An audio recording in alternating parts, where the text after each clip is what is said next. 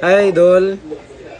For today's video, dry fire everywhere. I will be dry firing in my office while waiting for something or someone.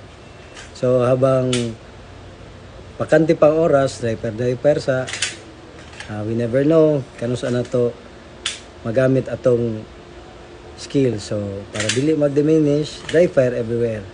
Every time na naay vacant. So,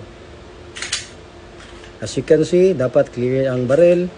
Tapos, observe sa basic, sa safety, sa surroundings, o sa imong equipment. So, kana, manang dry fire, kana ang pag-practice o shoot sa barrel na walay bala. Dapat na kay given a target, which is dili makita dira. Pero na ako'y target dira.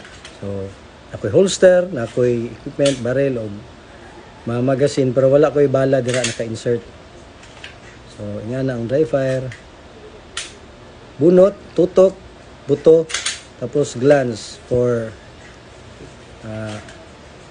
awareness sa surroundings. So, everywhere, kung makabakante lang, kana, pakita na ko na empty magazine for safety and security sa atong surroundings ug sa dry fire.